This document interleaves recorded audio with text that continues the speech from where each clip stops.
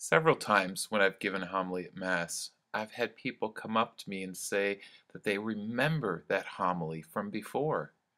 And I'm surprised that they remember, but that means they're paying attention.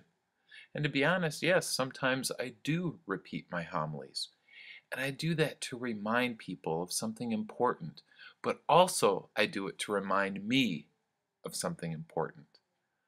Now, today, my homily is a repeat, and again, I'm doing it to remind you and me. Around 20 years ago, I joined the order of the Oblates of St. Francis de Sales. It's a group of about 60 men, priests and brothers, all of whom are hearing except for me. And often, yes, it's hard when we get together because since I'm the only deaf person, I feel left out, and I am left out. And it's hard because so many of them don't even want to try and approach me, include me, or talk to me because I'm deaf. However, there are a few of the oblates that don't seem to be afraid of that and have no qualms about trying to communicate with me, connect with me, and include me. And that's very touching. But when I look at these two groups of people, they're so different. And it hit me one day why.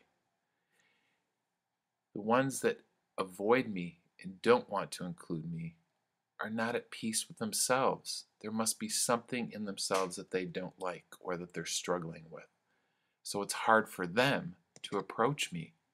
The few that do include me are at peace with themselves and they seem so happy and they love themselves.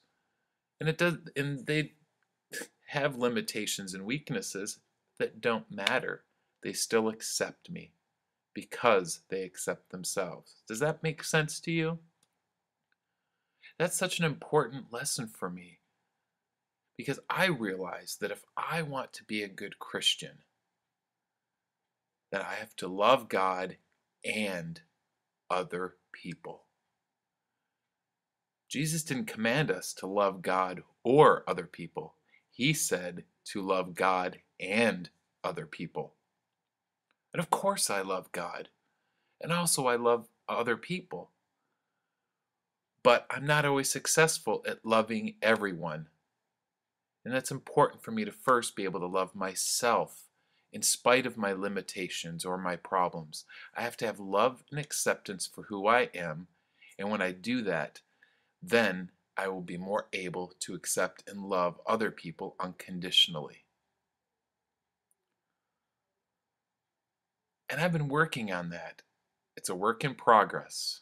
And I have to look at myself and feel good about myself. And I recognize the more I do that, the more that I can love other people. And it doesn't mean I'm perfect and I love everyone all of the time.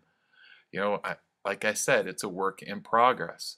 But I'm hoping this vlog will inspire you in spite of your limitations or weaknesses or whatever issues you have. God loves you, cherishes you, and He wants you to feel good about yourself.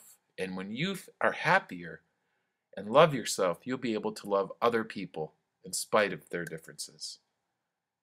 Thank you, and God bless you.